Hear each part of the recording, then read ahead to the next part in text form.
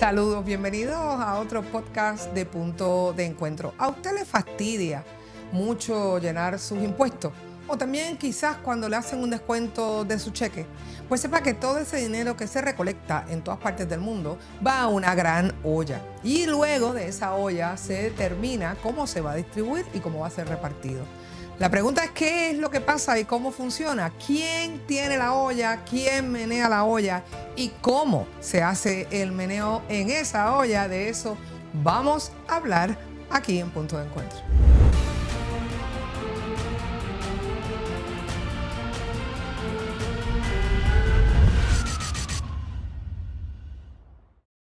Y para hablar de esto nos acompaña la doctora Palmira Ríos, experta en administración pública. También nos acompaña Emma Marrero, experta en gerencia de presupuesto, y Chantal Bennett, economista. Hablemos con ellas. Bueno, una de las preguntas básicas, yo quiero empezar, ¿verdad? Dicen que se comienza por el principio. Pues empezamos por el principio. ¿Cómo se hace un presupuesto? Cuando hablamos de un presupuesto de país, ¿cuál es la partida? ¿Quién me contesta primero? A ver. Está entre Emma y la doctora, venga. Está la teórica, ¿no? Y cómo realmente se hace, ¿no? En términos teóricos, presupone que tú conoces cuáles son las necesidades, las prioridades de un país y los cambios que se esperan, para que también puedas responder de cara al futuro y no sea simplemente reaccionando. En la práctica se empieza con lo que se tiene ahora, con los compromisos de hoy, sin pensar ni siquiera mañana, mucho menos pasado. Y casi a veces son casi automáticamente unos cambios, ¿no? Muy mínimos. Y en pocas ocasiones está acompañado de una evaluación de los resultados del presupuesto anterior. Ya.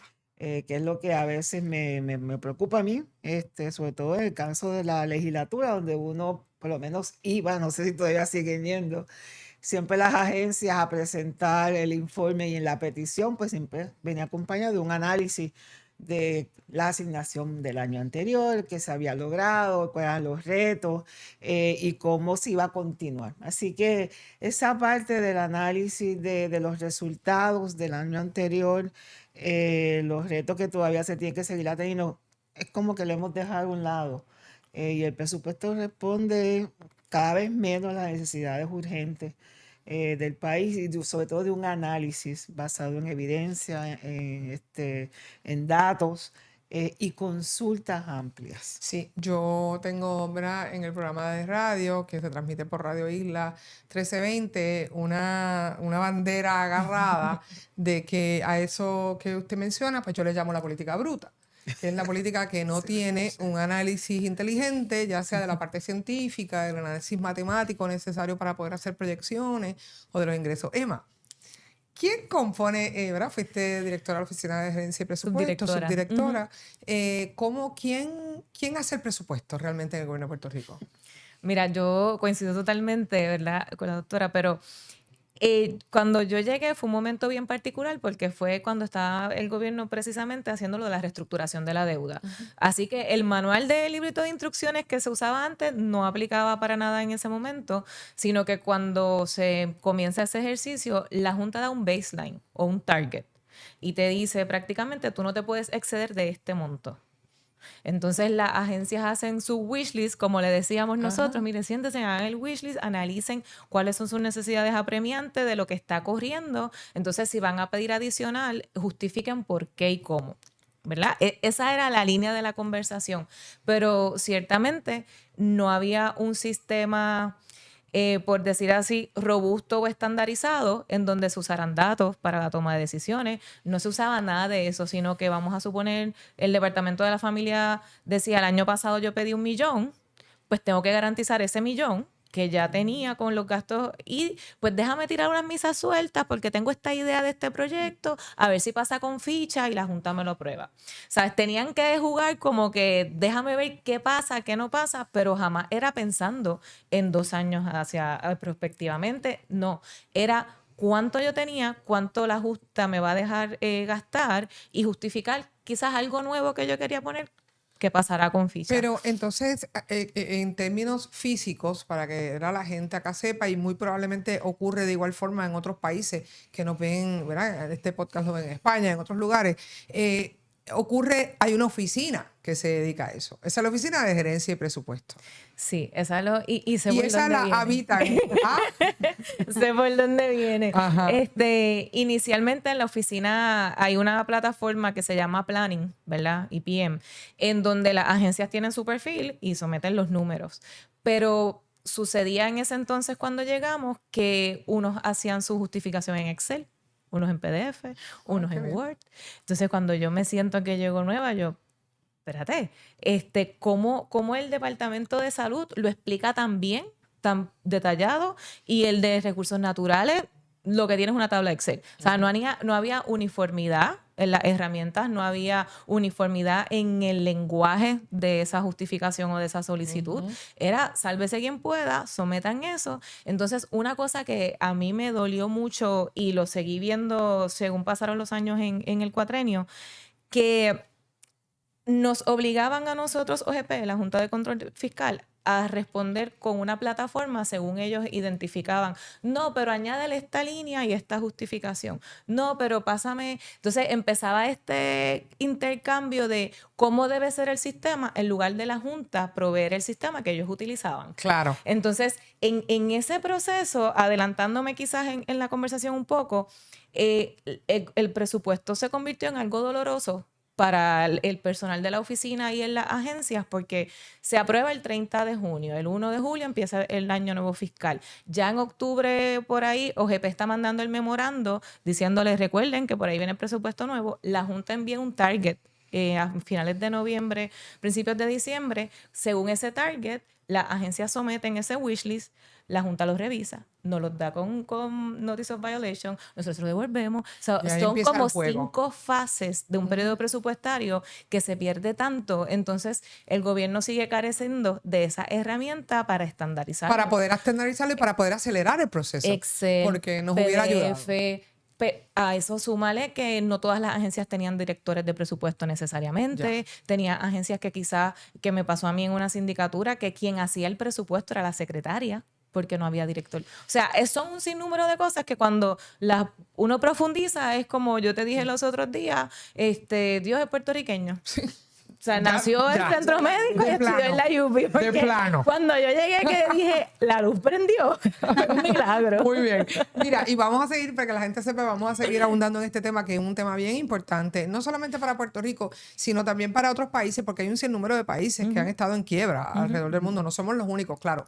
Somos el único territorio y con unas leyes y unas situaciones muy particulares. Yo no voy a entrar en ellas ahora porque quiero hablar básicamente de presupuesto, pero en otro podcast hablaremos de las razones históricas y políticas y las formas en que se manejó. Sin embargo, hay dos cosas que señala Emma aquí que me gustaría traer desde el punto de vista de un economista. Por ejemplo, Emma dice que la Junta manda un tope. Y digo yo, normal. Porque debemos saber cuánto dinero recibimos. Esto es lo que hace la gente en casa. Cuánto dinero yo recibo al mes para saber cuánto puedo gastar.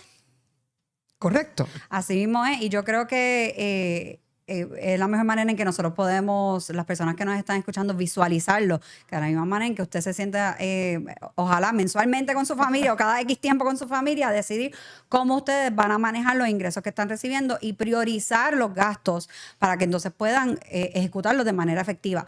Abundando en eso y dándole un poquito de contexto de la importancia que tiene el presupuesto y la importancia que tiene también votar por personas que tengan una ideología de cómo utilizar ese dinero, es porque el presupuesto es lo que va a designar ustedes como sociedad. Yo como gobierno le estoy dando prioridad a estos. Y el presupuesto, al ser la manera en que se va a ejecutar, pues entonces uno quiere saber cómo ese dinero se va a ejecutar. Voy a traer el ejemplo rápido de Estados Unidos, que acaba de hacer su presupuesto hasta el 2034. ¿Y qué priorizaron? Priorizaron defensa, el Big Beautiful Bill, que en un momento lo habíamos discutido.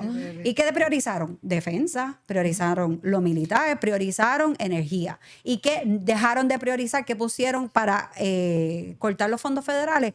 Ayuda a los ciudadanos, ayuda a educación. O sea, que ya te deja saber cuál es la ideología de ese gobierno y de ese país y hacia dónde va. Lo mismo ocurre en el gobierno de Puerto Rico. Si ustedes le quitan fondos a la Universidad de Puerto Rico o le quitan fondos a los municipios o le dan fondos a los hospitales, eso va a determinar nosotros como ciudadanos qué impacto va a tener en la economía que vamos a tener. Si estás planificando una fiesta o regalar algunos artículos personalizados, el lugar es Emprom. Emprom siempre tiene todo lo que tú necesitas, como una bolsa, carteras, vasos. Llámalos al 787-705-1360 o búscalos en Instagram, Emprom. Me encanta también tu lado, ¿verdad? Tenemos 3 lados muy importantes, porque yo también digo todo el tiempo que más allá de los partidos políticos, nosotros tenemos que como ciudadanos ver quién y los ideales, pues bien, para el día que nos toquen. Pero mientras y tanto, nosotros tenemos que como ciudadanos asegurarnos de votar por aquellos que nos van a resolver nuestras prioridades y nuestras situaciones particulares presupuestarias. O sea, y yo creo que hemos hecho un punto de encuentro rapidito. O sea, sí, debemos votar literalmente por aquellos que de alguna forma van a resolver nuestros problemas y van a atender nuestras necesidades. Correcto, punto de encuentro. Punto de encuentro, ya tenemos el primer punto de encuentro. Pero bueno, esto pasa cuando, ¿verdad?, mujeres profesionales se reúnen y de alguna forma llegamos a conversaciones distintas, más allá de las garatas y de las cosas que no son reales. Pero tengo otra pregunta y voy a seguir en esto. Por ejemplo, cuando decidimos, una vez determinamos las prioridades, ¿verdad? Un gobierno que le hace una campaña política dice: mis prioridades son 1, 2 y 3, estas 3. Pues usted también tiene en casa esas 3 mismas prioridades y decide votar por ese gobierno. Pero entonces, cuando nosotros vamos a la situación del presupuesto, ¿cómo se llega a una asignación? ¿Cómo se determina esta es la cantidad de dinero que necesita esta particular agencia? Bueno, en base a la evidencia, ¿no? Y análisis, por eso se buscan personas que sean expertas con conocimiento y experiencia en esos campos para poder llegar a esos estimados.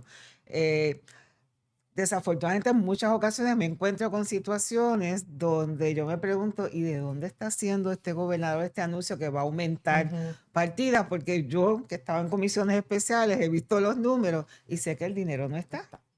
O sea, y entonces no me sorprende, me duele, todos los días me duele, pero no me sorprendió la quiebra. Porque ya desde muchos años atrás, en comisiones especiales de reforma fiscal en las que hemos participado, se habían advertido a los gobernadores: no podemos continuar, los gastos recurrentes se financian con fondos recurrentes, no podemos seguir tomando préstamos o transfiriendo de una partida a otra. Así que eso tiene que hacerse de una forma muy responsable, pero sobre todo con conocimiento y con evidencia. Usted dice eso y me da mucho coraje, pero bueno, me lo voy a contener. Porque la realidad es que ese es el problema. O sea, el problema básico de los presupuestos, ¿verdad?, los distintos gobiernos y que han quebrado, es dar más de lo que tenemos o es prometer lo que no podemos prometer. Ponerlo para el próximo O ponerlo para el próximo sí. presupuesto. Si no tenemos métrica, si no tenemos forma de ver ejecutorias, que fue básicamente lo que tú encontraste, ¿verdad? Yo no sé cuán eficaz fue la utilización de este presupuesto porque no tengo métrica. ¿Cómo asigno? No, y me duele también, ¿verdad? Porque yo los veo siempre en 3 puntos principales. Lo ideal sería que Puerto Rico o cualquier gobierno diga: en el 2035 yo quiero estar así. Entonces, desde ahí, pues, si quiero construir 25 hospitales, pues en este presupuesto pido el dinero para los ingenieros, en el próximo los bloques, en el próximo la pintura, Claro. pero ese no es el caso. Entonces, lo segundo que siempre trato de conversar, cuando los políticos están en campaña, yo digo, estamos en un momento histórico que es bien fácil hacer campaña. Porque estamos bajo una junta que te da un librito que es el plan fiscal y ya de entrada tú sabes que tú no puedes excederte de eso. Entonces yo invito a la gente que esté pendiente a esos temas, a esas conversaciones, porque de repente te mencionan aumento a los bomberos, aumento para aquí. Eso está en el plan fiscal. Entonces seguimos patinando en ¿verdad?, una ciudadanía que, culpa de nosotros, porque somos los que votamos, tenemos un gobierno sin responsabilidad fiscal. Entonces, ¿cómo nosotros se toman esas decisiones? La realidad es que me voy a mantener dentro del pote y busco cómo mantener el barco. No podemos pensar en cosas nuevas, es bien difícil. El presupuesto sí tiene una partida para proyectos de política pública, que entonces ahí es que entra la visión del gobierno. Otra particularidad de nosotros es que planificamos con fondos federales, pero no planificamos cómo usar esos fondos federales porque muchos de esos fondos federales piden pareo. los tienes que pedir en el estatal. El presupuesto fiscal, el año fiscal federal es de septiembre a octubre, que no coincide con junio, nuestro, Sí, que no septiembre, coincide, que ya ese es hasta el primer traspié en la falta de planificación. Para que, ¿verdad? La gente que nos está viendo y para darle un poquito de contexto, Puerto Rico vive en particular una quiebra un poco distinta, donde tiene una Junta de Control o Supervisión Fiscal que es un ente casi súper gubernamental que establece, no ha venido, ¿verdad? Ha sido configurado para establecer las decisiones económicas, esto designado por el Congreso de los Estados Unidos para decidir eso, ¿verdad? Ante una mala administración que ha habido en nuestro gobierno. Y piense en Puerto Rico, si quiere, un poquito como, no sé si Cataluña es un buen ejemplo o si algún otro lugar de esos medios autónomos es un ejemplo, pero por ahí va la cosa. Así que en otro momento hablamos de la parte política, pero para que entendamos quién nos está imponiendo, cuando hablamos de una Junta de Control Fiscal, quién es el que está estableciendo ese tope. No son nuestros gobernantes hacen un presupuesto, pero hay una Junta que tuvo que imponerse, como en muchos lugares, en los que nos ven los Estados Unidos, pues les decimos, ok, la ciudad que fue Detroit, por ejemplo, que estuvo en quiebra, se le puso a una Junta de Control Fiscal.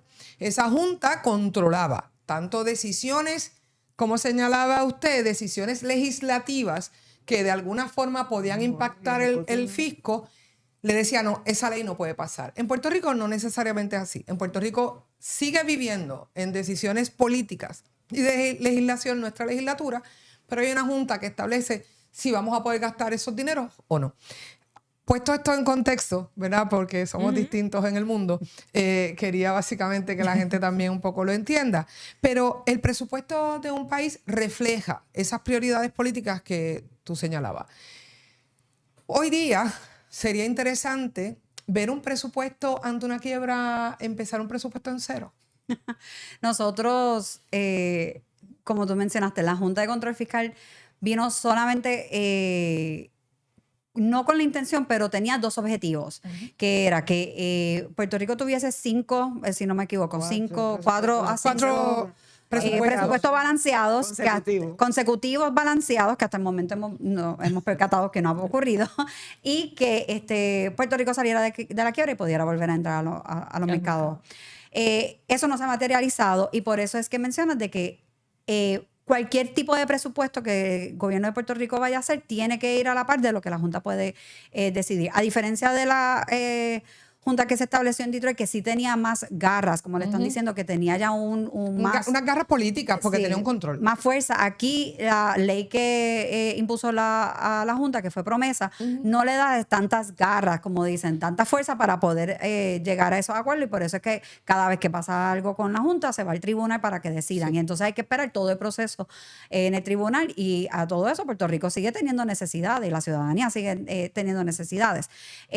Pero ese presupuesto que se hace aquí en Puerto Rico desde cero en una quiebra, nosotros también tenemos que reconocer que Puerto Rico debe un dinero, que ese dinero está apoyado bajo la Constitución de Puerto Rico y cómo nosotros entonces hacemos un presupuesto reconociendo que tenemos que repagar esa deuda.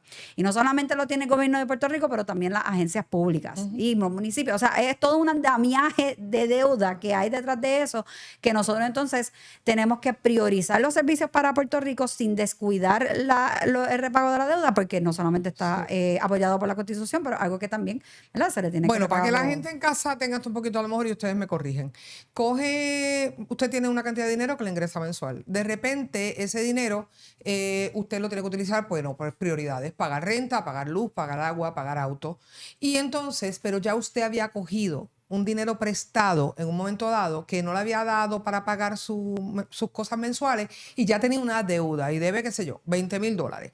Pues entonces, de lo que usted está recibiendo al mes, que es lo mismo que ha recibido siempre, tiene que pagar todas sus prioridades y sacar unos chavitos de ahí, hay que ver de dónde, para pagar esto que ya usted, en buen español, se fututió. Entonces, vamos a ver, realmente, en este momento, si nosotros quisiéramos enderezar las finanzas de Puerto Rico y a otros países que nos ven, el presupuesto, agarrar ese papelito y botarlo al zafacón y empezar en cero, ¿es real, Emma? No, Ok. no es la realidad por lo que estaba diciendo, ¿verdad, Chantal? Porque ya de por sí hay un compromiso de pago recurrente para saldar la deuda y son muchísimos años. Yo sí pienso que el stop debería ser, ya se reestructuró la deuda, a dónde queremos llegar, que es lo que habíamos dicho, como país en X cantidad de tiempo, vamos a empezar desde cero en la planificación. Claro. Eso sí, yo pienso que es viable. Yo veo que usted dice que no es posible ese presupuesto en cero también. No empezar eso, además de los compromisos que hay con los empleados. Hay una serie de servicios básicos necesarios que se tienen que prestar, pero algo que yo siempre recuerdo de cuando estaba en el Comité de Reforma Fiscal, ¿cuántos gastos tenemos que ni siquiera queremos hablar de ellos porque es una conversación difícil? Y que no nos Yo necesitamos siempre probablemente. recuerdo cuántas veces yo pregunté, la primera vez fue por curiosidad y después fue porque nunca responden. ¿Cuánto dinero dejamos de recibir por todas las exenciones contributivas? Y segundo, quizás más importante es, ¿están produciendo los resultados que prometieron? Porque yo hago un compromiso, ¿no? Yo voy a crear 200,000 empleos y tú me dices que creaste 70. Y digo, pues tú no estás cumpliendo con tu parte de compromiso, ¿no? Y toda esa información, yo lo pregunté con Nico la primera vez por, qué sé yo, me vino a la mente, pero como nunca recibimos respuesta y evidencia de que todas esas exenciones contributivas se estaban cumpliendo, y por esa línea mirar todos estos otros gastos, algunos que son totalmente innecesarios, y poder entonces ponerlos en las prioridades, definir claramente los servicios esenciales o los servicios que son medulares, que son dos cosas relacionadas pero distintas, ¿no? Y ¿Cuál es poder prestar- la diferencia entre bueno, uno los y otro? servicios esenciales, según la OIT, son aquellos que son necesarios para proteger la vida y la seguridad de las personas. Y de otros medulares son compromisos que tenemos de rango constitucional, educación, por ejemplo, caería en eso, ¿no? Y tienen una serie de implicaciones. Pero le voy a hacer una pregunta para que continúe el pensamiento. ¿Eso lo define cada gobierno o eso ya unos de ellos están explícitos en la Constitución y otros pues son decisiones del Algunos gobierno? están ya establecidos en la Constitución, otros derecho internacional se reconocen. En el caso, por ejemplo, de los esenciales, sobre todo después de septiembre 11, etcétera, muchas veces los gobiernos no lo hacen público como una cuestión de seguridad, pero sí los han definido. Yo recuerdo cuando en Puerto Rico, en el chat, famoso chat, donde ellos hablaban de que sí ya los habían definido, pero nunca aparece ese documento público, ¿no? Así que, pero eso hay una forma de irlos definiendo e identificando, y un poco esa es la base para un presupuesto. Todo lo demás y sobre todo garantizar los ingresos, porque si algo estamos aprendiendo ahora es que ni siquiera los fondos federales son seguros. O sea, estamos viendo los recortes que se están proponiendo con la expectativa de que van a seguir aumentando, ¿no? Así que esto obliga a una reestructuración de los presupuestos, de los gastos. Esta mañana me levanto y ya a veces digo, no sé por qué me levanto escuchando noticias, porque me dañan el día. Bueno, porque somos Por masoquistas. algo que razón. hablamos de hace tiempo, el cambio demográfico. Eso es, el cambio Vamos a hablar demográfico de en eso, todos lados. vamos a hablar de eso en 30 segundos porque les iba a traer el ejemplo que estamos viviendo, ¿verdad? Que es que, por ejemplo, tengo tantas preguntas, pero bueno, les voy a poner este ejemplo para ir a eso del cambio demográfico. Por ejemplo, hoy sabemos, ¿verdad? Y vienen informaciones y hemos recibido informaciones durante este año de que van a haber menos niños, muchos menos niños, a nivel de que muy probablemente no van a haber ni 15 niños en un salón de clase, olvídense de eso. Muy probablemente hayan salones donde no hayan niños. Estamos hablando de 200,000 niños al final en un sistema que eran 800,000, por ejemplo. No necesariamente son los números exactos, pero por ahí va la cosa. Yo tengo una guagua que es casi nueva y un carro que es casi antiguo. Y ambos los mantengo bien cuidaditos y brillosos y en espectacular forma con la gente de carros blindados. Así que llámalos al 787-250-2424. Pero nadie quiere tocar ese tema. Ese tema va a necesitar una reestructuración, correcto, además. Va a necesitar una reestructuración y lo tocan solamente desde el punto de vista moral o social. Y eso es algo que incomoda, porque ahí entra la parte de que porque las mujeres no quieren parir, ese es el rol de las mujeres, está tienes 37 años y no quieres tener, no quiero tener, pero ¿por qué? ¿Estás loca? O sea, esa conversación conlleva tanta, ¿verdad? Análisis, una discusión con profundidad que no la estamos teniendo. Porque justo ayer yo estaba hablando con una amiga que tiene mi edad y ella quiere tener otro bebé. Entonces yo digo, es injusto porque la parte demográfica no la pueden medir anual. Porque no es que la gente no quiere tener hijos, es que están alargando la edad para tener hijos, porque ya, ¿saben? La mayoría de mis amistades de 36 en adelante ahora es que están teniendo hijos. Así que yo creo que es bien importante el tema de la demografía, mirarlo, que cuáles son realmente los factores que nos están llevando a no tenerlos al momento antes de atacar, o sea, porque... Definitivo. Y planificación. nosotros, por ejemplo, desde cuando lo vemos desde cuando lo vemos desde la parte económica, esto que trae Emma y que traigo yo, por ejemplo, del Departamento de Educación, uno de los presupuestos más altos, si no el más alto, corrígeme, Sí, Emma, el el más alto. más alto Sí. de nuestro presupuesto. Designado millones de dólares allí. 5 pero, billones el año pasado. ¿Cuánto? 5 billones, contando los de recuperación. Me Más quedé- alto que algunos, me quedé en la economía de millones. varios países. Sí. Me quedé más alto que la economía. Yo quiero que la gente realmente se grabe esto enfrente. El presupuesto del Departamento de Educación nuestro. Y lo digo con cosas porque también hay que ver la calidad de lo que pasa. Exacto.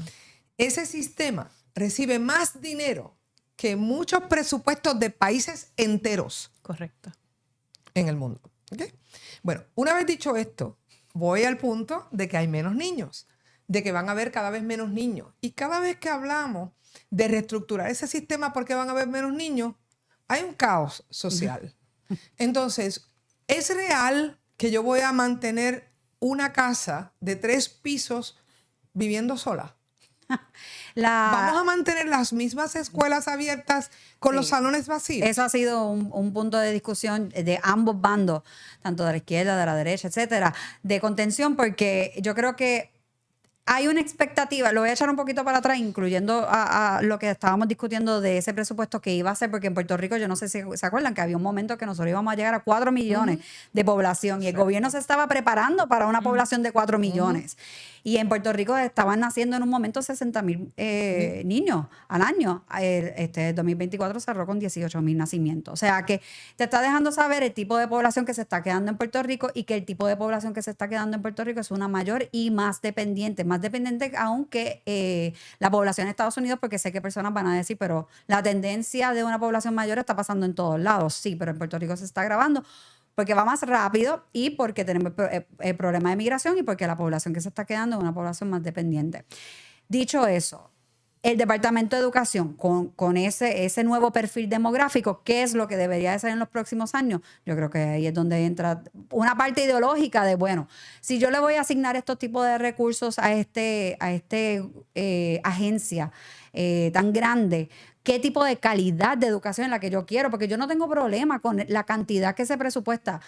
Y yo quiero ser clara también con esto porque a las personas no les molesta pagar impuestos. Así es. Las personas están bien con pagar impuestos si ven los resultados de esos Correcto. impuestos. De acuerdo. Si a mí tú me das en la educación de mi hijo pública, estándar mundial, coge mi dinero. Mira, si tu hijo sale No de la hay escuela nada que yo pública tenga que- hablando español perfecto, inglés perfecto, francés perfecto, y encima sabe de deportes, ha sido entrenado en diferentes deportes, puede de alguna manera tener adelantos en la tecnología, conocimientos tecnológicos, Claro. ¿tú no vas a querer tener ese sistema de educación y darle todo el dinero? Por supuesto que sí. El issue más allá, y como bien lo trae, no es pagar los impuestos, que vamos a hablar de los impuestos ya mismo, no es pagar los impuestos, es la calidad del servicio. La calidad de Pero servicios en el Departamento de Educación, el sistema energético, que a la hora de la verdad uno tiene que poner placa. O sea, todo ese andamiaje agua. presupuestario que se da. Quedarme en el sistema, me voy a quedar un poquito más en el sistema de educación antes de entrar al problema energético y los presupuestos allí. Porque si bien no se trata, ¿verdad? No necesariamente para yo reestructurar, y usted me corrige, un presupuesto o lograr una administración saludable, vamos a ver, nadie quiere que se voten maestros. ¿De acuerdo? Despedir a lo mejor gente va a crear más pobreza, no tengo dónde reclutarlos, va a tener un feedback, va a tener un kickback duro. No sé, vamos a poner eso aquí, vamos a parquearlo un momentito aquí. No queremos votar maestros. Ok, No queremos cerrar plantas físicas, porque bueno, pues las tenemos, pues ¿qué vamos a hacer con ellas? Se las vamos a vender a un peso a no sé quién y entramos en estos dilemas. Las vamos a regalar. Ok, no queremos. La vamos a parquear aquí. Ok, tengo 2 cosas estacionadas, una a la derecha y una a la izquierda. Quiero seguir teniendo esto y quiero seguir teniendo los maestros. ¿Qué hago?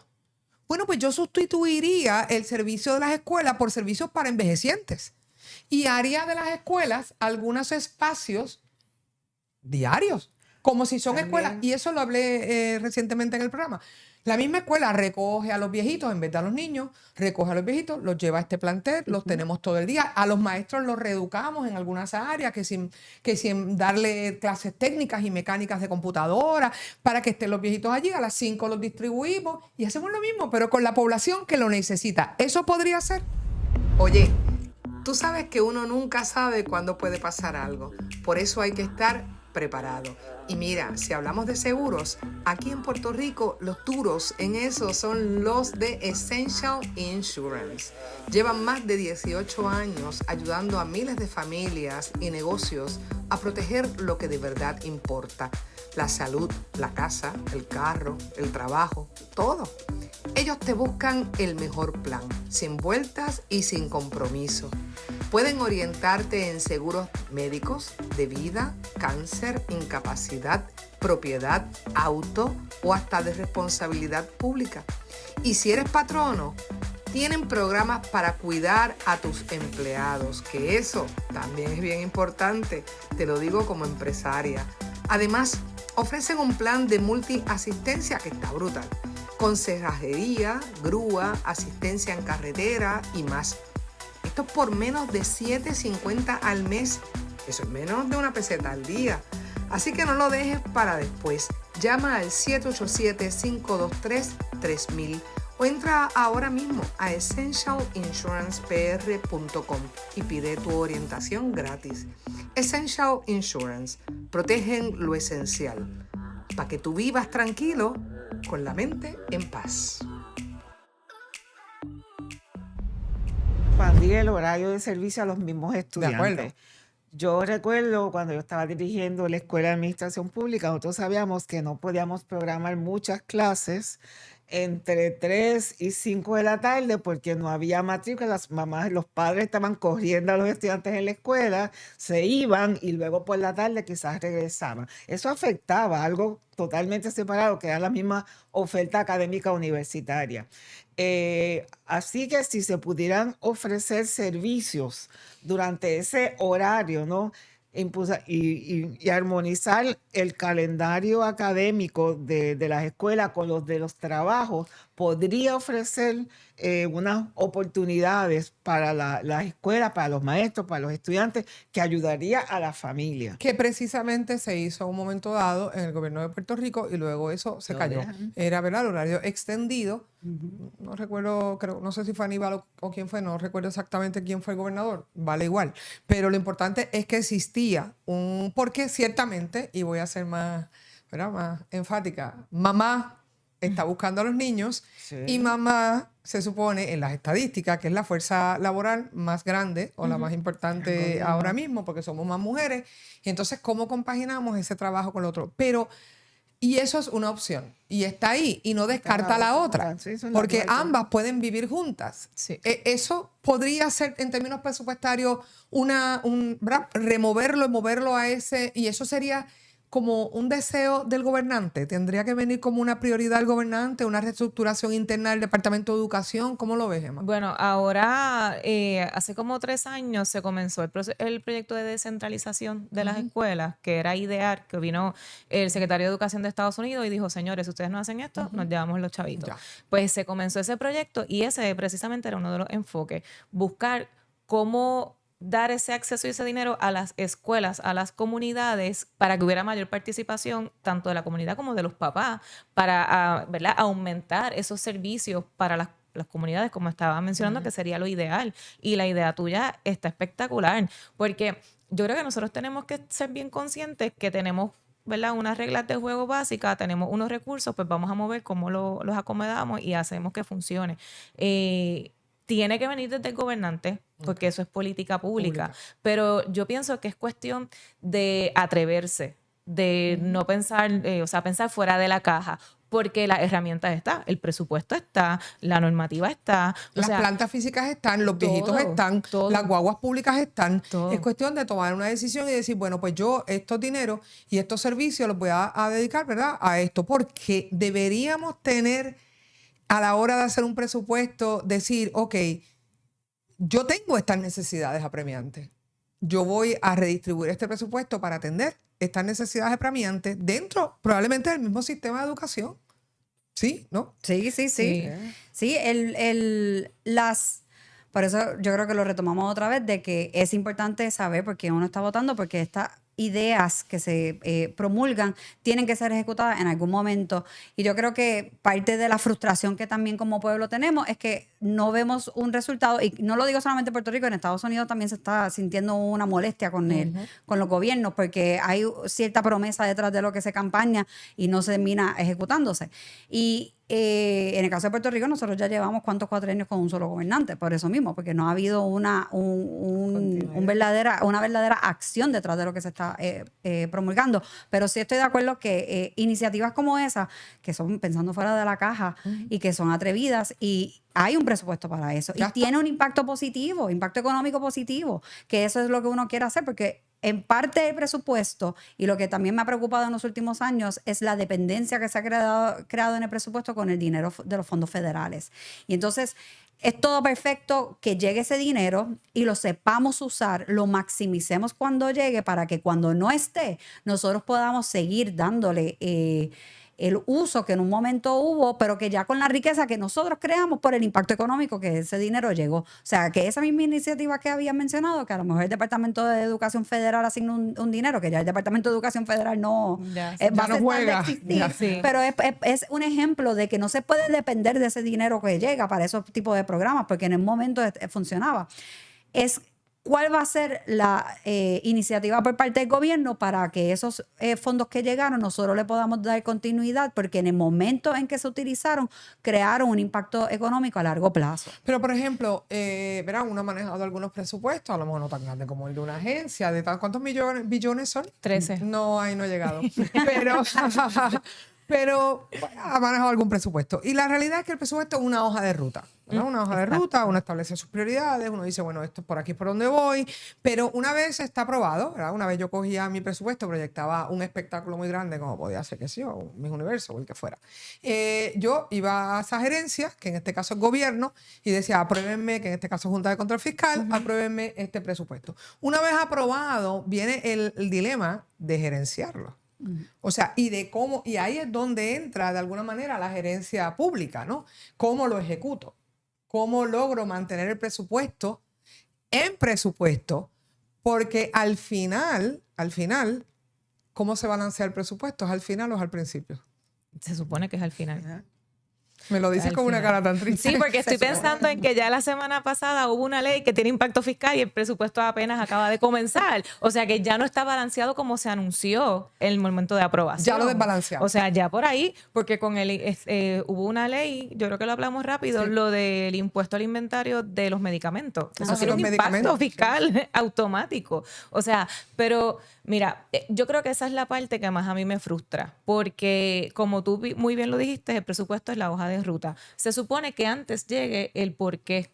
O el por qué voy a necesitar ese dinero. Aquí lo estamos haciendo al revés, ¿verdad? Históricamente, lo ideal sería, yo quiero hacer esto, entonces pido el presupuesto. Pues aquí no. O sea, hay un espacio limitado para planificar. Entonces, a eso tú le sumas, que fue mi sufrimiento en la OGP, que no habían herramientas para tú seguir ese dinero, para tú saber dónde estaba cada pote, para tú saber, ok, hundo este botón, mira, Salud ha gastado $30,000, le queda tanto, se está acabando el primer cuadre. Eso el gobierno no lo tiene. Y te hago una pregunta muy interesante, porque me dices eso y de repente...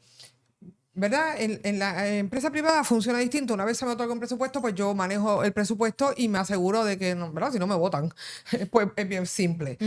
Pero entonces no puedo gastar más de lo que me dieron, porque ya tú sabes que alguien va liquidado y si eres tú, pues eres tú. Pero la realidad es que tú dices que no se puede apretar un botón. Sería interesante pensar en un ente, me imagino que era OGP, que pudiera levantar el teléfono y orientar a ese jefe de agencia a, mira, te quedan 8 meses por delante y tu presupuesto va en un gasto acelerado. Te percataste, estás en conocimiento, tienes información, ¿verdad? Lo entiendes, necesitas asistencia. Deberían, de hecho, aquí hay dos actores y solamente hemos hablado de la rama ejecutiva. La rama legislativa De acuerdo. realmente es un cero a la izquierda. Aunque constitucionalmente supone que el presupuesto comience en la Cámara de Representantes, así no ha funcionado nunca. Y cada vez menos. Yo le iba a decir que la aplaudo porque no es la única. Yo me paso con este cuento, ¿verdad? Y definitivamente ahí hay continúe. Que teóricamente debería ser de que la rama legislativa debería monitorear el cumplimiento de todos los presupuestos y recibir informes del cumplimiento con los mismos, ¿no? Y ciertamente la OGP y cualquier otro organismo que se cree puede estar monitoreando los gastos, un poco estar con unos sistemas estadísticos modernos y efectivos, podría hacerlo. Pero ciertamente en esta discusión también hay que traer a la rama legislativa. De acuerdo. Porque yo todavía no puedo entender ni aceptar que se estén aprobando leyes sin conocer el impacto presupuestario del mismo. ¿Hace cuántos años nosotros estábamos proponiendo? De hecho, desde que se estuvo discutiendo la Constitución, la escuela lleva proponiendo eso, que debe existir una oficina como un Government Accountability Office, un GAO, Eso, en Puerto Rico. a eso es a lo que me refiero. Que la rama legislativa tenga esos instrumentos para poder evaluar los presupuestos que se asignan, etc. Se creó Levanto la algo mano. Allí recientemente. está, creo que es Opal. Opal. Sí. Que se supone que estos, ¿verdad? Los muchachos del Capitolio, como yo les digo, si Deberían tienen saber. duda con la matemática, pues vayan allí y los asistan. Entonces les expliquen, les digan, mira, no, esto tiene un impacto, esto no puede ser de esta manera, antes de ir para la Junta de Control Fiscal, ¿correcto? Sí. Pero no ser pasa. Antes de de presentar la ley. O presentar. sea, no es aceptable. Sí, Y pero no ellos es lo por la hacen antes Junta de ir a la ley. de La que OGP aprobar también. una ley que tenga un impacto presupuestario y se desconozca y se apruebe así. Y sigue pasando. A mí me da vergüenza No, ajena.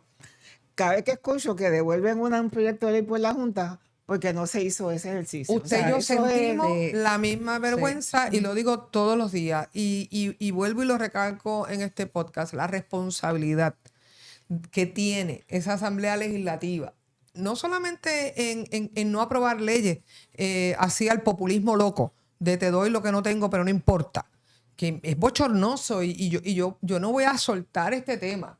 ¿Sabe por qué no lo voy a soltar? Porque tengo esperanza de que nuestro sistema de educación es bueno y que vamos a poder entender y que el pueblo de Puerto Rico, aunque sea en 20 años, va a entender los procesos financieros y los procesos económicos a los que nosotros nos enfrentamos y ya no va a haber ningún gerente de ningún lugar diciendo, Sonia, no hables de presupuesto y de economía porque nadie entiende. No, todo el mundo entiende.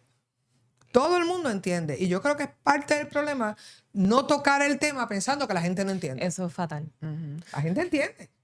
Y ahí es donde tenemos que llegar. O sea, a este explicativo. Cada vez que un legislador, un senador, propone una ley loca, pregúntese de dónde van a salir los chavos. Eso es lo primero. Están los celulares ahora, digo, pero Sí. por amor a Dios. Está esa agencia esa oficina. OGP. Dentro de... OGP, cuando tú lees la ley Y Opal. orgánica de OGP puede cerrar una agencia mañana. O sea, ¿verdad? No es que... Pero OGP puede decir a partir del próximo año fiscal, el Departamento de la Familia no va a ser así. Punto. Y debe ser OGP el que tenga esas garras, no que venga un legislador con una idea de una sombrilla. ¿Por qué? Entonces, aquí tenemos la sombrilla en el Departamento de la Familia, la sombrilla del DCP, la sombrilla de Salud, porque de repente alguien dijo que eso es una muy buena idea, pero al final del día se quedaron las mismas cajitas dentro de otro dibujito. Entonces, porque esa labor de planificación no puede salir de la legislatura. Debe haber una oficina de gerencia y presupuesto con métrica, estadística, la escuela de administración de la UPR. O sea, Profesionales. el asunto es que está escrito. Se puede. El librito de Bueno, instrucciones está, como yo siempre digo. Madre mía. El Hospital San Francisco en Río Piedra mantiene una sala de emergencia abierta 24/7. Atiende adultos y pediátricos durante las 24 horas. También tiene servicios de MRI, laboratorio, clínico, imágenes.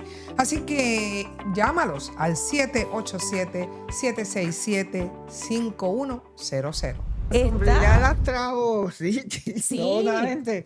Y sin escuchar, porque nosotros en la escuela no estábamos en contra de las sombrillas, No, yo todo lo tampoco. contrario, pero tiene que haber que tuvieran una misión en común. Y un razonamiento. Y la lógica, eso no se Sí. siguió, ¿no? ¿Cuál es la mejor forma de hacerlo para poder tener unos resultados efectivos y sobre todo eficientes? Pero esa no fue la lógica. No, y- Y de hecho, una tendencia que cada vez es más fuerte en Puerto Rico a no escuchar el conocimiento. En Ve- otros sitios, o sea, a mí me llaman de otros países para consultar. redactar proyectos, pero aquí cada vez menos. O sea, el conocimiento no es parte del proceso de toma de decisiones. cosa Usted que y pasa yo así. vamos a hacer una campaña sobre la política bruta porque usted está amarrada a mi tema central de vida, la política bruta. Y me siento orgullosa de que sea usted una mujer, ¿verdad? Brillante, la que esté de una manera u otra también defendiendo ese punto, porque esa es la realidad. O sea, vivimos en un país donde ignoramos todo el conocimiento y entonces los políticos, y esta voy, tienen clases de, o sea, vamos a ver, yo elijo, no se rían, no se rían, aguántese. Yo elijo, ¿verdad? Y con mucho respeto a X político, pero ese político no ha cogido ninguna clase de administración ni de gerencia, lo cual no es malo, quizás yo tampoco, pero uno aprende en el camino a manejar un presupuesto, uno en su casa está cuadrado, uno abrió un negocio y dijo, espérate, esto tiene que estar cuadrado, porque si no me voy a ir a la quiebra. Y en el camino la gente aprende a manejar presupuesto, por eso yo tengo fe de que el país sabe y que el país puede hacerlo. Se supone que les den unas clasecitas a los legisladores cuando entran a ser legisladores, que le enseñan el proceso bien el básico. concepto de presupuesto, cómo hacer la legislación, pero es bien básico. Es bien. Hay algunos países donde hay unas escuelas donde realmente los funcionarios públicos tienen que pasar por un proceso formativo. O sea, Claro. Francia tiene una fabulosa, Así pero es. también en América Latina existen varias de esas escuelas, inclusive son casi a nivel universitario. Colombia tiene una grandísima, México, etcétera, ¿no? Así que la formación, y también tengo que decir, no es por falta de personas preparadas. O sea, porque muchos por mi mano han pasado cientos de estudiantes que son un éxito. Inclusive son reclutados fuera de Puerto Rico. Yo recuerdo cuando el Departamento de Estado de Estados Unidos estuvo expandiendo su oficina, vinieron a reclutar a Puerto Rico y se llevaron, yo estaba histérica, se llevaron un montón de estudiantes. Así que el valor y la calidad de nuestros profesionales está ahí. Ahora, no son que van a decir que sí todo el tiempo a todo, ¿no? Así Por que eso, esto y no esa es es... mi pregunta, porque existe una escuela Ujú. de verdad, de administración pública, La primera en América Latina, acreditada, o sea, que tiene todos los estándares de calidad. y estamos en quiebra. Pero no es por falta de advertencia.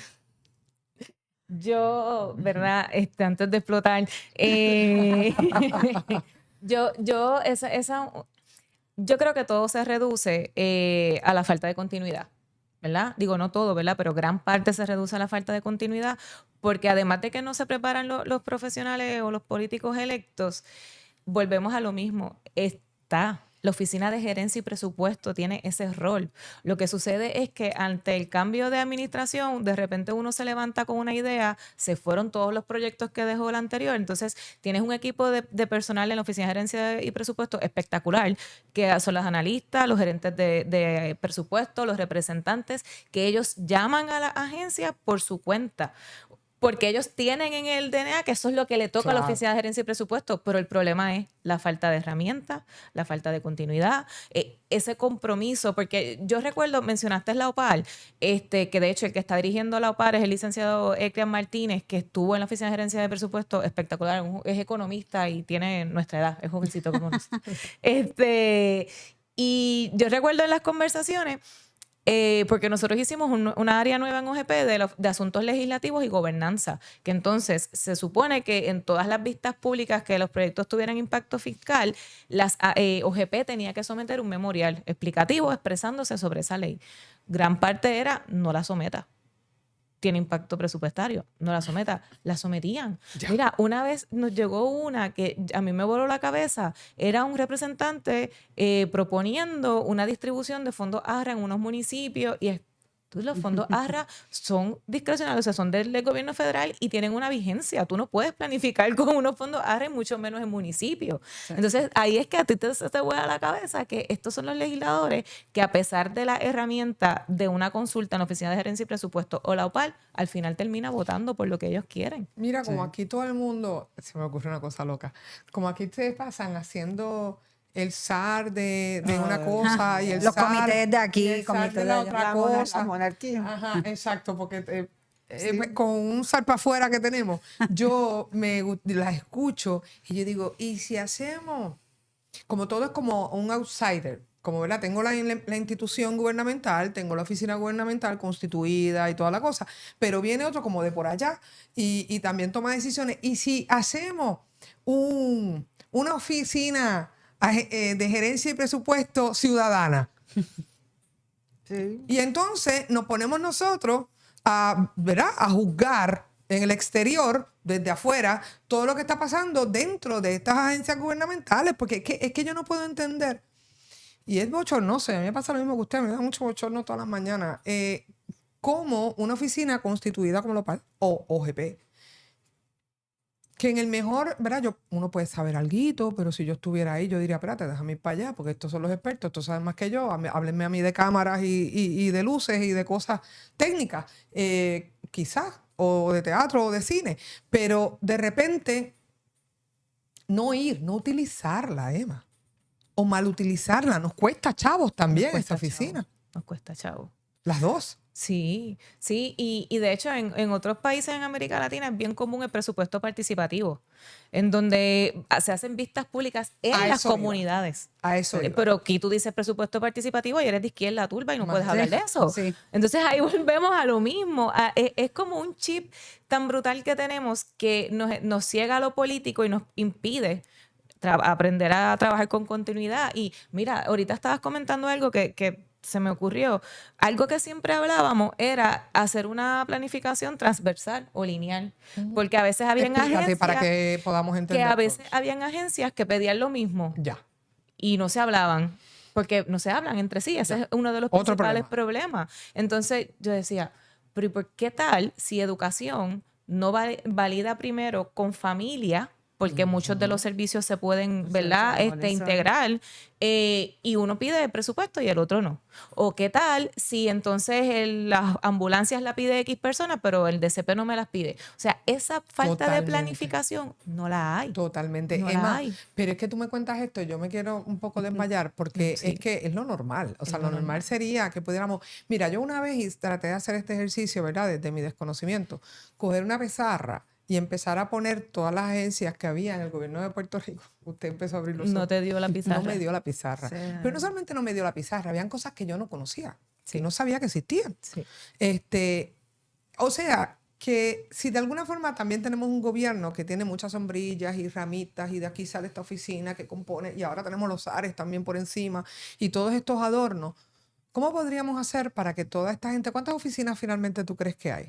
Ahora empezaron 119, pero con la Junta se fueron. Se bajaron. Habían unas que era No, eran instituto súper raras. de El whatever. instituto del que sé yo qué, Ajá, qué y sé era yo como cuánto. que, wow, esta oficina Entraron sí. dentro de Cuando, Sí, entraron, cuando se vino el momento capitalizaron. de la quiebra, en ese cuatrenio, yo traté de hacer ese ejercicio de desglosar esas oficinas en una pizarra. Incluso llegué a darle a alguien, ¿verdad? A algunas personas, mira, hazlo tú. No, no. Y no pasaba. Ahora o sea, no mismo- cabía. Ahora mismo Ahora mismo menos. hay 93 Ok. y si cuentas pues la rama legislativa y la judicial son 11 más. No exceden los 110. No era como antes, que eran 130 y pico, pero esto es ya contando la legislativa y la judicial, que ciertamente hubo una reducción. ¿Cuántas tiene el gobierno federal?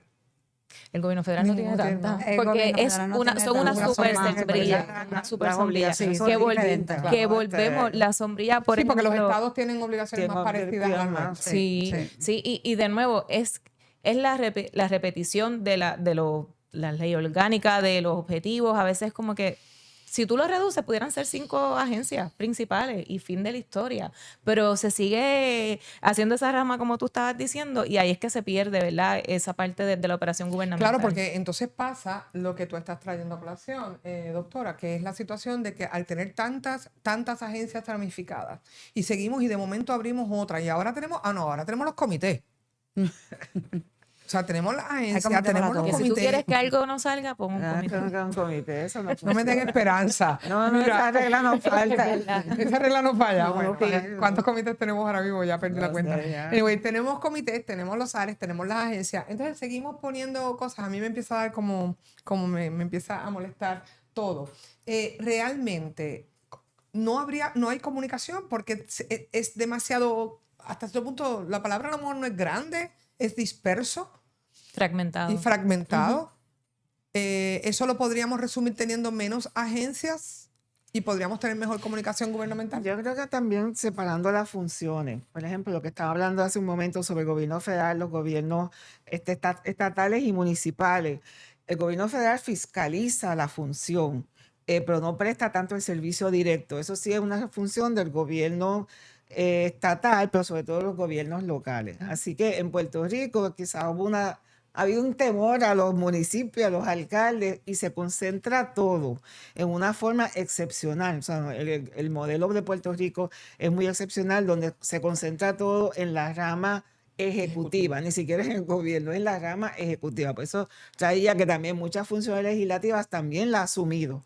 La rama legislativa y sobre todo la oficina del gobernador de Puerto Rico tiene unos poderes extraordinarios y a veces no los reconocemos, ¿no? Los poderes que están concentrados en la oficina del gobernador, los recursos que pasan por En esa términos de oficina. presupuesto.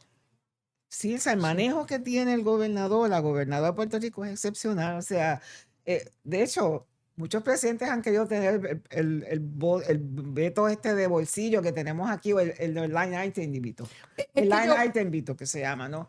Y entonces un gobierno que está muy centralizado, y entonces si tú eres el que ejecutas, no te vas a evaluar. Porque fíjese, y me corrige, yo siempre había pensado, y probablemente estaba errada, que sí, en términos económicos, ¿verdad? El gobierno central de Puerto Rico es quien recoge más y quien controla más el dinero que entra, porque le llega prácticamente a ellos a so pena de todos los embelecos de los municipios para recoger chavos. Entonces, ¿cómo distribuirlos es un dilema? Pero yo siempre había pensado que el gobierno de Puerto Rico tiene mucho poder desde la legislatura. No, la rama legislativa de Puerto Rico Digo, yo no estoy realmente le diciendo han si es robado buena o mala. le han robado poderes. Okay. O sea, están escritos en la Constitución, pero en forma efectiva no los tiene. No tiene los instrumentos para poder fiscalizar, no tiene los instrumentos para poder determinar, o sea, la efectividad de las leyes y darle seguimiento. Esos recursos no los tiene. La rama ejecutiva es la que todavía tiene todos esos poderes y esos recursos para poder hacerlo. Pero nuevamente ahí está el conflicto entre ejecución y fiscalización. Va a autofiscalizarse la rama ejecutiva muy poco. Muy poco. Entonces es algo que uno empieza a ver. Pero fíjense que el presupuesto lo separa. establece la rama, ¿verdad? La legislatura. Después que se lo ha construido. Sí. O sea, no es que se inicia en la Cámara. Realmente ellos esperan casi, es tan tarde que se empieza. Es que súper lo tarde. hacen ustedes. Súper tarde. Lo hacen ustedes. O Es sea, lo tarde. hace la rama. Y no existe esa cultura de vamos a hablar antes, porque yo digo, sería tan bello que venga un gobernante y su primera reunión sea con el presidente de la Cámara o la presidenta y del Senado y le diga, este es mi plan de gobierno, estas leyes son viables. Pero eso no pasa. Sí, no. Yo creo que cuando más hablan es para los nombramientos. Okay. O sea, ustedes me están diciendo a mí, ¿verdad? Que están rompiendo mi corazón. Ustedes me están diciendo a mí ya otra rotura. Esto es irremediable. Ustedes me están diciendo a mí que el presupuesto no nace de la legislatura. No. No. Inclusive desde que está la Junta, como bien explica, es peor porque la última fase termina como en marzo o abril, como mucho, el intercambio entre la Junta y el Ejecutivo, cuando ya va la legislatura es casi mayo. Entonces, ¿y de dónde sale el presupuesto entonces? todo depende Dígame. de la rama ejecutiva y ahora de la Junta, ¿verdad? Porque como hay un tope, técnicamente no estás ni desarrollando nada, es jugando. Pero espérate. con lo que hay. Oh, rewind. Me han dicho durante todo el año que la legislatura ha aprobado y ha hecho este presupuesto y hizo vistas públicas. Esos muchachos son unos héroes. Y prepararon ese presupuesto y ese presupuesto que ellos hicieron con 5 estrellitas a los lados, se lo sometieron a la Junta. ¿Eso no fue así? No, no. El proceso es, la Junta envía el target, la agencia hace su wishlist, la Junta nos devuelve sus recomendaciones como en febrero, y depende también de la rapidez con la que la Junta envíe el target, porque una vez se tardó y ¿sabes? Nos atrasó un montón ese proceso presupuestario. Nos lo devuelven con recomendaciones. Nosotros nos reunimos con las agencias. Mira, la Junta pidió que justificaras esto mejor, esto no, qué sé yo. Las agencias van a las vistas públicas. En las vistas públicas está la Oficina de Gerencia y Presupuesto, ¿verdad? Y las agencias presentan sus necesidades y por qué sometieron ese presupuesto. Pero en la formulación y en los numeritos no, eso es el Ejecutivo con la Junta dice como que, ok, ya me puse de acuerdo con el Ejecutivo, entonces se viran a la legislatura lo revisa. Ya. La legislatura lo revisa. Esto es importante. Sí. O sea, yo como gobernador digo, mira, si hay 5 pesos, yo voy a distribuir estos 5 pesos, óigame bien, esto es una responsabilidad para una persona particular en este momento. O sea, cuando tenga problemas con el presupuesto, chavos, o que no hay chavos para esto o para lo otro, aquí está Emma diciéndome esto. Sí. Yo me estoy enterando de primera mano. O sea, Sí. yo me siento y digo, soy la gobernadora o el gobernador. Tengo 5 pesos y los voy a distribuir de esta manera, Junta. Yo, gobernadora, estas son mis prioridades. Esto es lo que yo quiero. Aquí está. Y la Junta me dice que sí o me dice que no. Y ahora va para la legislatura. Ah, pues bien. Sí. Por eso Y así es como debe ser.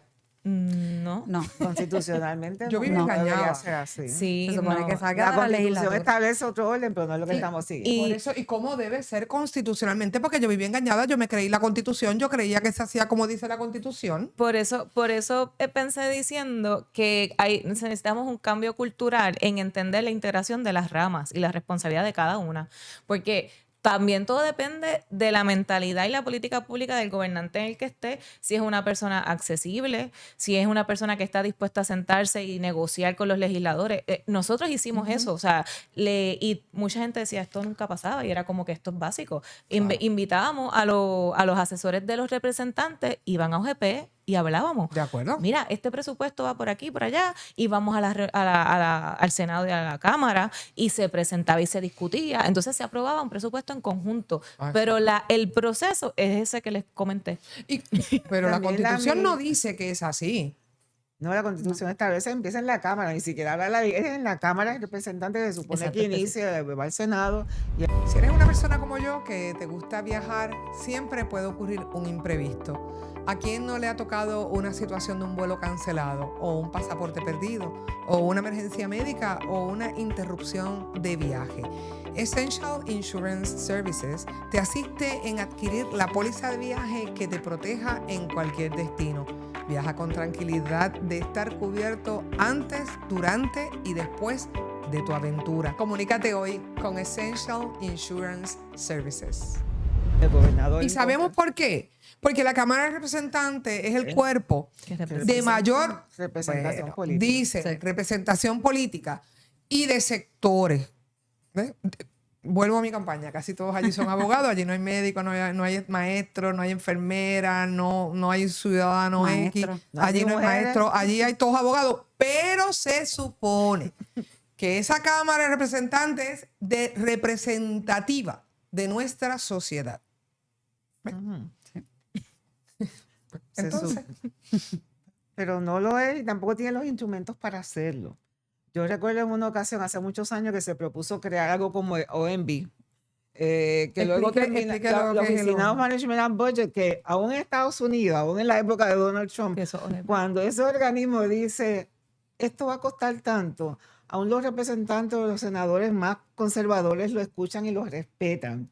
O sea, esa entidad tiene que evaluar el presupuesto. Además está el Congressional Budget Office, que evalúa los impactos presupuestarios de todas las medidas. O sea, que tiene los equipos técnicos de conocimiento que van acompañando el proceso legislativo en los Estados Unidos, ¿no? Y a los congresistas, ¿no? Aquí se llevaba mucho tiempo proponiendo como dije, la Escuela Graduada de Administración Pública desde la Constitución lleva proponiendo eso, ¿no? De que se cree esta oficina que finalmente se creó al final, ¿no?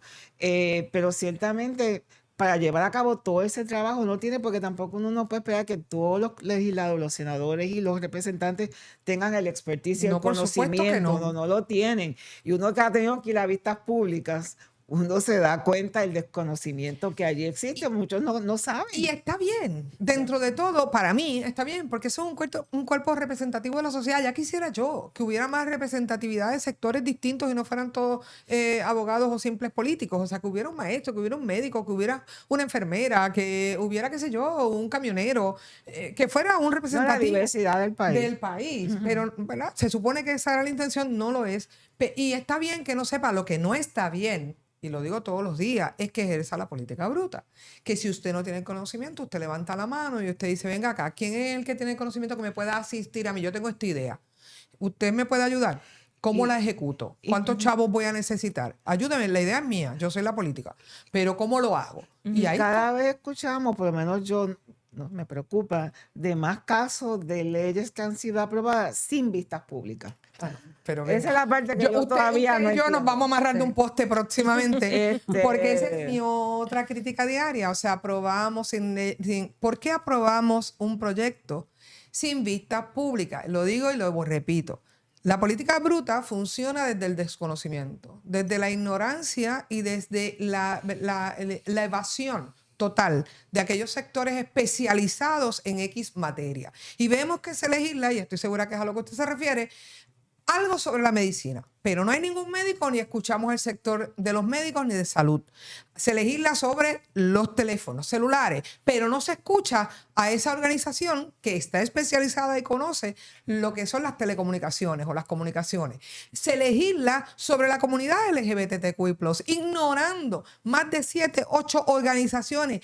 Óigame, que no todas pueden ser, porque a veces dicen, no, es que son todos izquierdistas. Mira, 8, 10 organizaciones serias, incluidos psicólogos, abogados, secretario de médicos, salud. el secretario de salud. Pero aún así, se legisla contra eso porque es la política bruta, aquella que no escucha, aquella que simplemente no le importa la inteligencia, no le importa la gente educada, no le importa.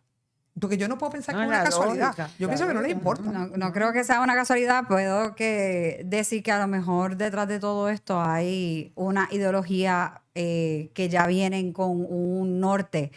Y es bien triste tener que entonces, ¿verdad? Pues decir, bueno, pero están todos, o sea, Puerto Rico es de los países que más profesionales tiene. Es de los países que más universidades que le ha podido educar a su país y echar hacia adelante. Que uno se tiene en realidad que cuestionar esas personas que llegan a esos cargos políticos, ¿cuál es el plan que hay detrás para que, ¿verdad?, lo que se está llevando a cabo no se pueda ejecutar de una manera correcta? Porque nosotros hemos perdido 600,000 hermanos puertorriqueños que se han tenido que ir porque la calidad de vida no está ahí, los salarios no están ahí, etcétera. O sea, todo esto tiene unas repercusiones económicas que van a tener un impacto a largo plazo y que, como bien dice, si no se resuelve o no se hace una ruta que le dé también esperanza a que las personas se queden aquí, porque por lo menos ven una luz al final del túnel y decir, bueno, pues yo me aguanto los próximos años, pero sí veo que por lo menos hay un plan que en los próximos 10, 15 esto se resuelva.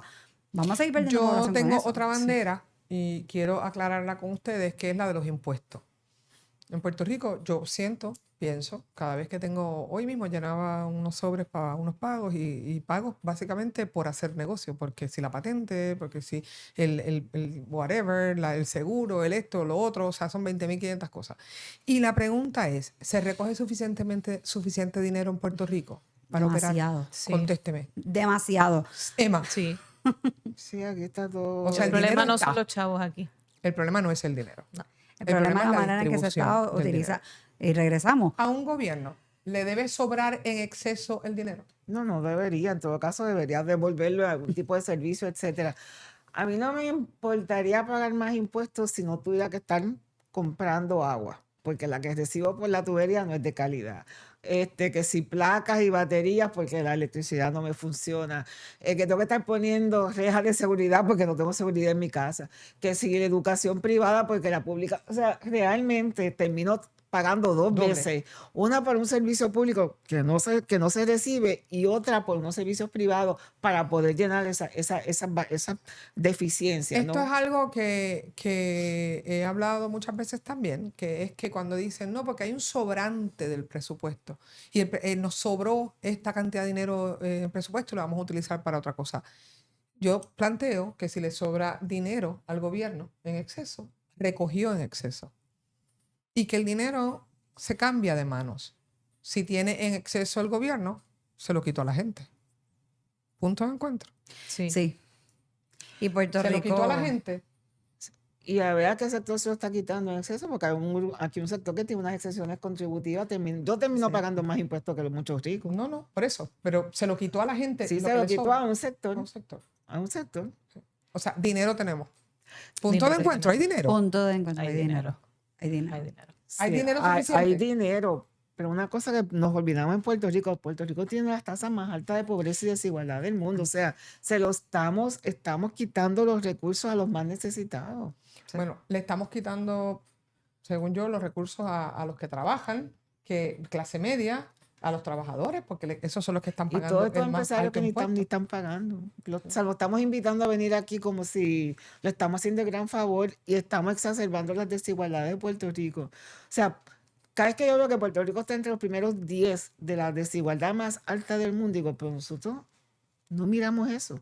Sí, ahora mismo, la última vez que verifiqué era el 46% En el nivel de la pobreza. Y lo interesante es que el ente gubernamental, porque las personas hablan del gobierno como el gobierno es una gente que está allá, yo no sé, el gobierno En hizo Júpiter. esto, el gobierno somos nosotros Gracias. de una manera organizada para llevar a cabo las necesidades que nosotros como sociedad, culturalmente y ¿verdad? Moralmente y todo eso, queremos llevar a cabo. Y una de esas siempre ha sido que la desigualdad siempre va a haber, no es decir que nunca haya pobreza, pero que no sea tan palpable y al mismo tiempo que tenemos una pobreza tan alta en Puerto Rico, un 46% de la población se encuentra debajo de la pobreza, en Estados Unidos un 12% recibe ayuda del programa de asistencia nutricional, en Puerto Rico es casi un 40 y pico de por ciento de los hogares.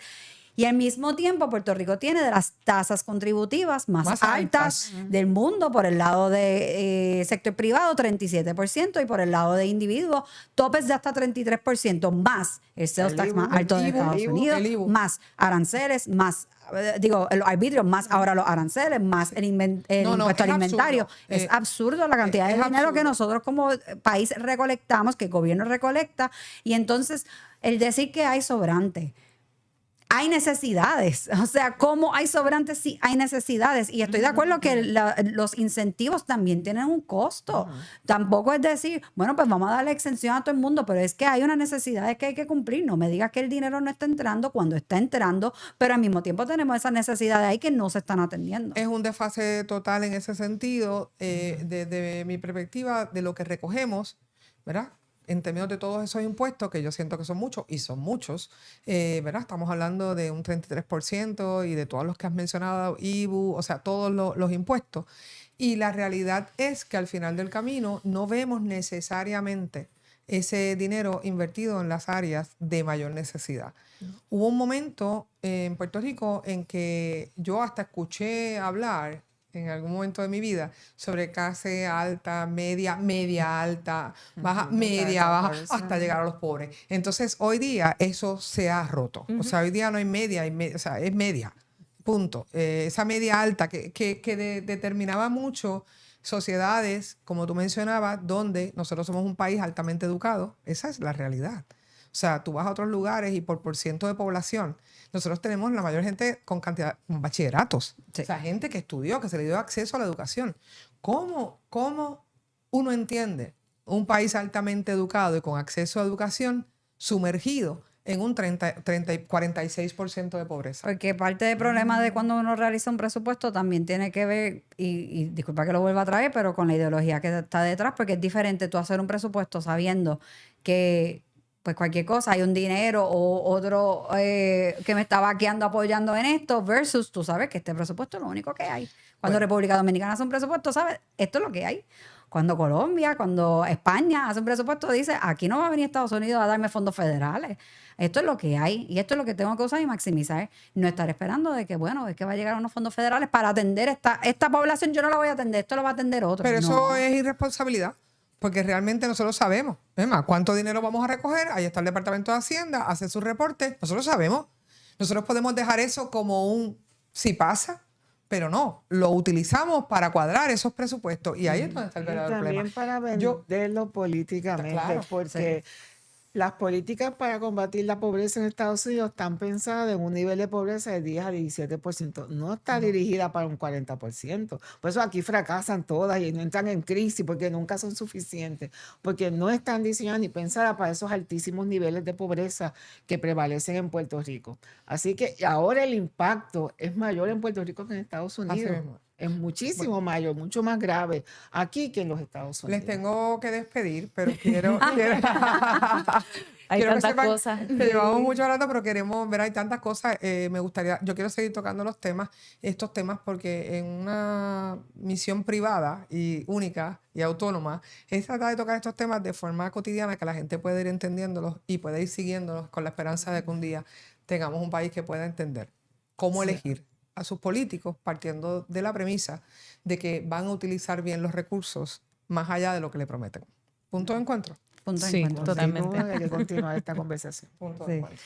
Bueno, gracias a las tres por haberme acompañado. Gracias a Quiero ti. dar las gracias a ustedes por acompañarnos también.